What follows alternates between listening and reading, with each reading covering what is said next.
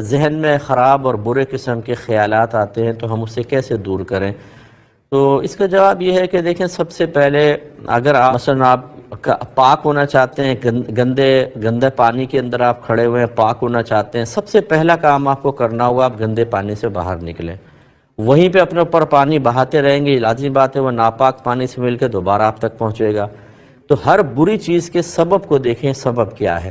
کہ آپ کی صحبت گندی ہے، ایسے لوگوں کے ساتھ آپ رہتے ہیں کہ جن کی باتوں سے آپ کا ذہن گندا ہوتا ہے، یا آپ از خود بد نگاہی کے عادی ہیں، سوشل میڈیا پہ آپ ایسی ہی کلپس وغیرہ دیکھتے ہیں، ایسی ویڈیوز دیکھتے ہیں جس سے ذہن گندا ہوتا رہتا ہے، یا پھر مطلب آپ کو ایسے لٹریچر پڑھتے ہیں، کوئی ایسی چیز سنتے ہیں، خراب قسم کی سٹوریز بھی ہوتی ہیں جن کو سننے کے بعد بہت ہی گندگی ذہن کے اندر پیدا ہوتی ہے، حتیٰ کہ محرم کے بارے میں، اپنی سگی والدہ، سگی بہن، سگی بیٹی اور بہو اور کزنز سسٹرز کے بارے میں خراب قسم کے خیالات نوجوانوں نے اپنی چیزیں ظاہر کی ہیں۔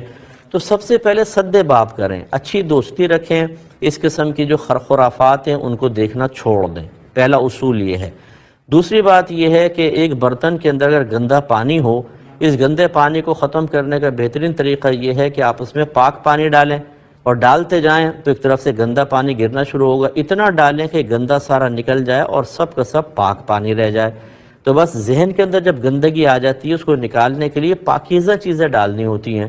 آپ اچھی اسپیچز سنیے علماء کی، اچھے مثبت اصلاحی بیانات سنیں، اس کے علاوہ علوم دینیہ سیکھیں، اچھی صحبت میں رہیں، اچھی خوش الحان نعت خوانوں کی نعتیں گھر میں آپ سنا کریں، اور اپنے گھر میں بھی جیسے آپ اگر بہن ہیں کوئی کام کاج کر رہی ہیں، گھر میں نعت شریف لگا لیں اور آپ سنتی بھی جائیں، گھر کے کام بھی کرتی رہیں۔ قرآن کے بارے میں تو میں منع کروں گا، ایسا نہیں کیجیے گا، لیکن نعت شریف آپ لگا سکتی ہیں اور اس کو سنتی رہیں اور کام بھی کرتی رہیں۔ اس طریقے سے آپ کے ذہن میں پاکیزہ چیزیں گونجتی رہیں گی، پاکیزگی زیادہ آ جائے گی اور گندگی باہر نکل جائے گی۔ پھر ایک معاملہ یہ ہوتا ہے، جب اس طرح آپ کر لیں کچھ عرصہ، اگر پھر بھی کبھی خراب خیال آئے تو سزا کا سلسلہ اپنے لیے جاری و ساری رکھنا ہوتا ہے۔ مثال کے طور پہ کوئی خراب قسم کا خیال آیا، 12 مرتبہ درود پاک، زیادہ نہیں، 12 مرتبہ صلی اللہ علیہ وسلم صلی اللہ علیہ وسلم صلی اللہ علیہ وسلم، اتنا بھی آپ پڑھ لیں 12 بار۔ پھر خراب خیال آیا، پھر 12 بار پڑھ لیں۔ چند بار آپ کریں تو شیطان اور نفس آپس میں مشورہ کر کے کہیں گے بھائی اس کو گندا خیال ڈالنا خطرناک ہے، یہ تو ہر گندے خیال کے اوپر درود پاک پڑھ رہا ہے، اس پہ اللہ کی رحمتیں نازل ہو رہی ہیں، گناہ بخشے جا رہے ہیں، درجات بلند ہو رہے ہیں، غلاموں کے آزاد کرنے کا ثواب مل رہا ہے، اس کے نام اعمال میں نیکیاں لکھی جا رہی ہیں۔ تو یہ سلسلہ آہستہ آہستہ ختم ہو جائے گا، سنجیدگی کے ساتھ کریں گے تو انشاءاللہ سب کچھ ہو جائے گا۔ مدینہ منورہ سے مہندی لے کر آئیں اور وہ ایکسپائر ہو گئی۔ اب ایکسپائر کی کو کیسے پتہ چلا؟ اگر تو اس میں کوئی پیکٹ وغیرہ کے اوپر ڈیٹ لکھی تھی، اس کے حساب سے پتہ چل گیا تو ٹھیک۔ ویسے عمومی طور پہ وہاں سے جو مہندی آتی ہے وہ کسی ایسے پیکٹ میں نہیں ہوتی جس پہ لکھا ہو کہ ایکسپائری ڈیٹ اس کی یہ ہے، لیکن فرض کر لیں کہ یا تو ایکسپائری ڈیٹ لکھی ہوئی تھی، یا وہ مہندی کا خود مطلب سب کچھ بگڑ گیا، عجیب سی ہو گئی ہے، وہ پھپھوندی سی نکل آئی ویسے۔ تو یہ کہتی ہیں کہ اب کوئی بہن اس لیے سر پہ لگائے کہ جی ادباً مدینے کی مہندی میں اس کو ضائع نہیں کروں گی، کیا حکم شرع ہوگا؟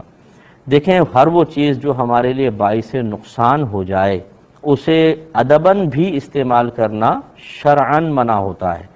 ادب اپنے مقام پر اور حکم شرع پر عمل کرنا، شریعت کی اطاعت کرنا اپنے مقام پر۔ ایسا ادب بنا لینا جو حکم شرع کے خلاف ہو، بالکل غلط ہے۔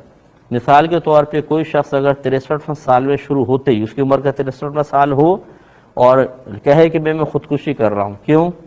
میں اس کو بے ادبی سمجھتا ہوں کہ سرکار کی عمر نبی کریم کی 63 سال اور میری 64 سال ہو جائے، میں 1 سال آگے بڑھ جاؤں تو میں اپنے آپ کو مار رہا ہوں۔ تو کون اس کو کہے گا کہ اس ادب کی وجہ سے تم اپنے آپ کو مار لو؟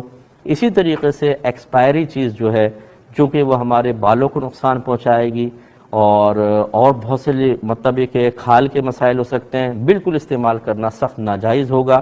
ہاں، ہم یہ نہیں کہہ رہے اس کو نالی میں بہا دیں، کسی اچھی جگہ ڈال دیں تاکہ مطلب کہ وہ پاؤں وغیرہ میں نہ آئے۔ اب اسی بہن سے دائرہ ادب میں رہ کے میں کویسچن کرتا ہوں کہ جب آپ سر پہ مہندی لگائیں گی تو اس کو دھوئیں گے کہ نہیں دھوئیں گی؟ اب وہ کہیں گے ہاں دھوئیں گے۔ اچھا، اس کا پانی کہاں جائے گا؟